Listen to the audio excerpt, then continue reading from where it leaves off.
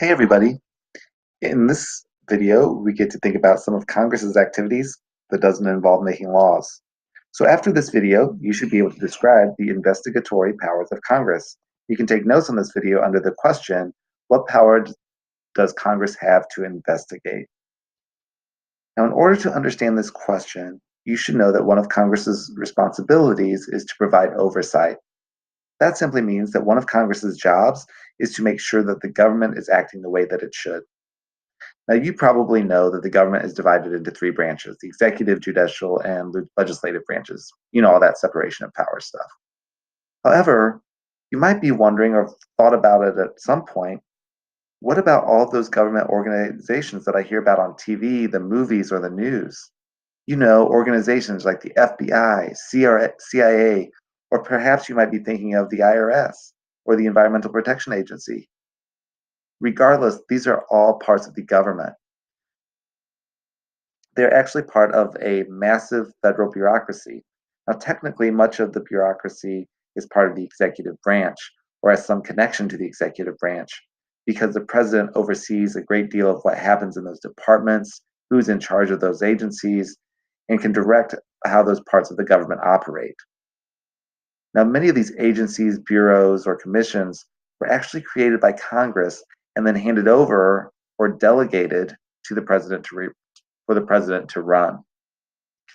Regardless of who's running them, Congress still has the power to investigate or inform itself on anything that falls within its ability to make laws.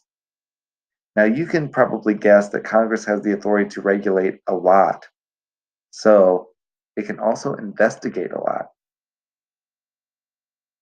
Here are the reasons Congress might have an investigation, or to say it another way, to get information. Congress can use their power to keep an eye on all those agencies that I mentioned before, and a lot of them that I didn't mention, to make sure that those agencies are acting the way that they should. The Congress can also hold investigations to get the public's attention. And they may want to get voters' attention for a number of reasons.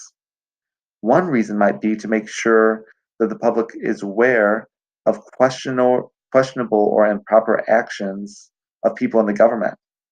For example, people accuse the IRS of targeting conservative groups and making it harder for conservative groups to get tax-exempt status than liberal groups. Congress investigated that practice to determine if the IRS was behaving the way that it should. Finally, Congress might have an investigation to promote an interest of some member of Congress. But perhaps the most obvious and most important reason that Congress would have an investigation is to get information about making well-informed laws. There you have it. I saved the best for last. Now that you've watched this video, you should be able to discuss what Congress can investigate and why. Thanks for watching. Here's a joke. How did the phone propose to his girlfriend on Valentine's Day? He gave her a ring. That's sweet.